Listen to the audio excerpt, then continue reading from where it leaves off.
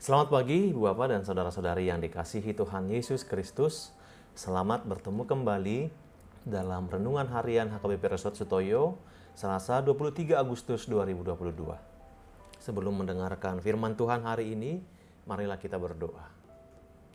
Damai sejahtera Allah yang melampaui segala akal dan pikiran, itulah yang menyertai hati Bapak, Ibu, dan saudara sekalian.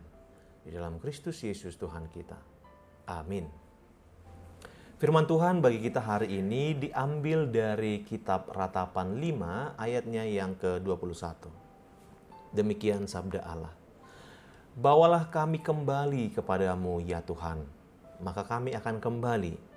Baharuilah hari-hari kami seperti dahulu kala. Dalam bahasa Batak dikatakan, Togihon mahami mulak tuho ale Jahoba. Asa saut tami mulak. Pai baru ma ari-ari nami suang songoni di Narobi. Ibu Bapa dan saudara yang dikasihi Tuhan Yesus Kristus, kita Peratapan menuliskan tentang zaman yang paling kejam, yang paling berat, dan yang paling kelam dalam perjanjian lama. Yeremia, penulis dari kitab tersebut, menjadi saksi kematian sebuah kota, yaitu Yerusalem. Ia menyaksikan bagaimana Yerusalem dan Bait Allah dihancurkan juga. Bangsa Israel mengalami kesengsaraan yang berkepanjangan sebagai orang buangan. Hidup mereka dalam derita dan penindasan. Sair-sair dan nyanyian dalam kitab Ratapan ini menggambarkan suasana penderitaan itu. Kalau kita perhatikan Ratapan 5 ayat 1 sampai 10, itu berisi doa kepada Allah di tengah derita yang dialami. Umat berdoa memohon belas kasihan Tuhan agar Tuhan memulihkan hidup mereka.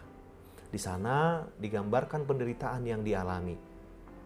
Milik pusaka dan rumah jatuh ke tanah orang lain, anak-anak menjadi yatim, air harus dibeli, roti diperoleh dengan cara mengemis kepada Mesir dan Asyur, bahkan ancaman maut harus dihadapi umat. Semua kebanggaan dan kegirangan hati telah lenyap. Umat meratap kepada Allah, tetapi bukan semata-mata ratapan kesedihan atau ratapan kemarahan. Ratapan ini adalah sebuah ratapan penyesalan atas dosa.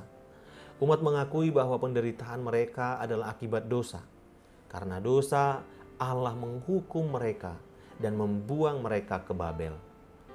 Umat menyadari bahwa mereka patut menerima derita sebagai akibat hukuman Allah atas dosa.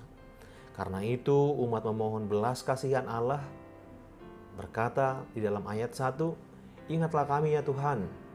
Ayat 21, bawalah kami kembali kepadamu. Baharuilah hari-hari kami seperti dahulu kala. Di sini kita bisa melihat umat memohon belas kasihan dan pemulihan Allah. Umat meratap tapi bukan kehilangan harapan. Di balik ratapan ini ada keyakinan bahwa Allah sanggup memulihkan kehidupan mereka.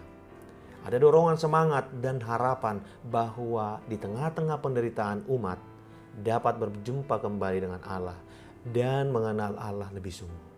Umat mengakui kemahakuasaan Allah yang tak terbatas. Dan belas kasihan Allah diyakini memberi ruang bagi pemulihan yang dirindukan. Saudara yang dikasihi Tuhan, pengharapan Israel kepada Allah dan sikap Israel menghadapi penderitaan menjadi pelajaran berharga bagi kita. Tetaplah menaruh pengharapan kepada Allah, berdoalah memohon belas kasihan dan pemulihan Allah. Derita memang menyakitkan, tetapi merata dalam keputusasaan membuat kita semakin terpuruk. Ancaman memang menakutkan, tapi iman kepada Allah membuat kita teguh. Iman menuntun kita untuk bertanggung jawab dalam kata-kata dan sikap agar tidak menjadi sandungan bagi orang lain. Iman memandu kita agar tak egois dan menjadi penyebab derita bagi orang lain. Iman membuat kita menjumpai Allah dalam derita dan memberi kesaksian tentang Allah di tengah derita. Iman membawa kita pada penyesalan atas kehidupan agar kita mengenal Allah dan Ia menyatakan belas kasihannya untuk mengubah krisis menjadi berkat. Meratap boleh, tetapi merantaplah dalam iman pengharapan pada Kristus. Amin. Marilah kita berdoa. Ya Tuhan Allah, sungguh besar kasih setiamu. Dalam derita dan kesengsaraan kami, kiranya kami mengingat Engkau adalah sumber pengharapan kami. Baharuilah kami selalu dalam laku hidup kami. Amin. Selamat pagi dan selamat beraktivitas Bapak Ibu.